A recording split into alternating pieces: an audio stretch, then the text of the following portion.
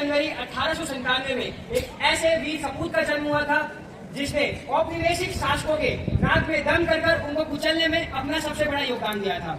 जी हाँ, मैं उनकी बात कर रहा हूँ जिन्होंने यह नारा दिया था कि तुम मुझे खून दो, मैं तुम्हें आजादी दूंगा। और वो ऐसे व्यक्ति थे जिन्होंने भारत के सबसे कठिन परीक्षा यूपीएससी के अंदर 4थी रैंक प्राप्त की थी।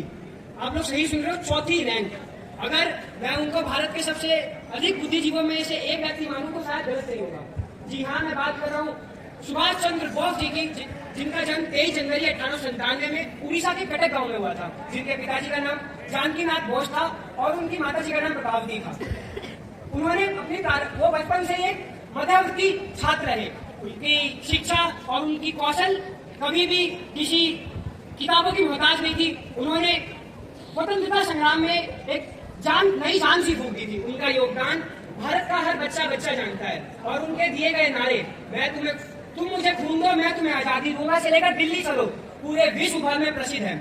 और वो अकेले कैसे व्यक्ति थे, शायद उन्होंने ऐसे लोगों से अपने संबंध स्थापित किए जिनसे पूरा विश्व कांपता था। आप सबने एडोल्फ हिटलर का नाम तो सुना ही होगा, जो जर्मनी के चांसलर थे। तो उन्होंने उनके साथ मिलकर आजाद हिंद फौज जैसी एक बड़ी फौज का निर्माण किया और बर्मा गए और जापानियों की सहायता से औपनिवेशिक शासकों को हराने में अपना बहुत बड़ा योगदान दिया। तो अपनी वाणी को यही विराम देते हुए मैं आशीष को बुलाना चाहूंगा, जो इनके ऊपर एक कविता प्रस्तुत करेंगे, जो कविता सुनकर आपकी रोंगटे जरूर खड़े होंगे। तो आशीष के लिए एक जोरदार ताली हो जाए। श्रीमान प्रधानाचार्य महोदय, उपस्थित शिक्षकगण, आए हुए मेरे प्यारे मित्रों को मेरा नमस्कार। मैं आशीष सातवीं का छात्र आप सभी के समक्ष एक कविता लेकर प्रस्तुत हुआ हूँ, जिसका शीर्षक है वैखून कहो किस मतलब का।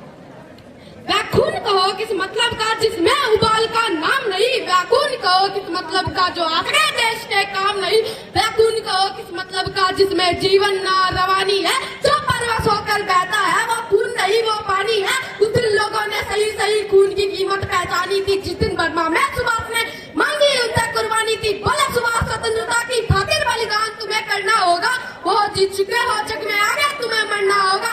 और आजादी के चरणों में जो जयमाल चढ़ाई जाएगी, सुनो वो तुम्हारे शीशों के फूलों से गूंजी जाएगी। स्वतंत्रता का संग्राम कई पैसों पर खेला जाता है, शीश कटाने का सौदा नंगे सर झेला जाता है। कहते कहते वक्त की आंखों में लहू तर आए, दमक उठी उनकी रक्त का आजान बाहू ऊंची करके बोले, रक्त तुम मुझे देना, इसके बदले आजादी तुम मुझसे लेना। हो गई सभा में उथल पुथल, सीने में दिल समाते थे, शरीर इनकलाब के नारे कोसों तक छाए जाते थे। हम देंगे खून शब्द बस यही सुनाई देते थे, रण में जाने को युवक खड़े तैयार दिखाई देते थे।